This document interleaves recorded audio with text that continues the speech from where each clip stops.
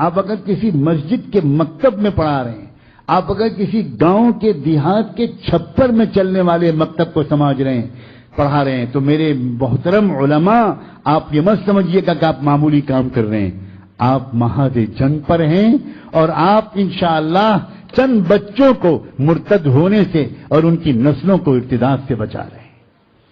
معمولی کام نہیں ہے۔ افسوس، ہمارے بہت سے حفاظ قرآن، ہمارے بہت سے علماء، ان کا دل ٹوٹا رہتا ہے، وہ سوچتے ہیں کہ ہم کیا کر پائیں، مکتب میں پڑھا رہے ہیں، ان کو کسی کو بتاتے ہوئے شرم آتی ہے کہ ہم مکتب میں پڑھا رہے ہیں، ان کا دل ٹوٹا رہتا ہے، ان کو احساس رہتا ہے کہ زمانہ ہماری قدر نہیں کر رہا، ان کو اپنی غربت کا خیال رہتا ہے۔ میں جانتا ہوں ان میں سے اکثر کو اپنے مہینے کے آخر میں گھر کے خرچے چلانے مشکل ہوتے، ان کی بیویاں جب کہیں خاندان میں شادیاں ہوتی ہیں اور شوہر کہتا ہے کہ تم تیاری نہیں کر رہی وہاں جانے کے لیے، بیوی کہتی ہے نہیں میں تو کوئی بہانہ کر دوں گی، میں تو نہیں جاؤں گی۔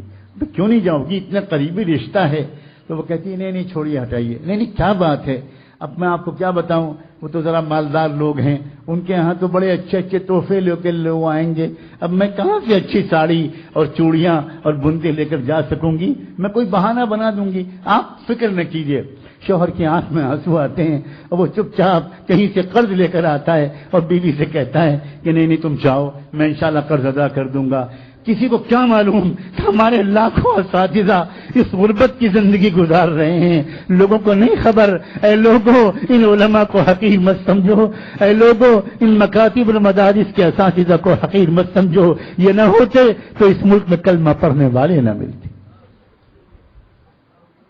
اور اے اساتذہ حقیر مت سمجھنا، تم اللہ کے رسول کے سپاہی ہو، تم اللہ سے کہو کہ اللہ زمانہ ہماری عزت نہیں کرتا، نہ کرے، آپ تو کم سے کم اپنی نظروں سے مت گرائیے۔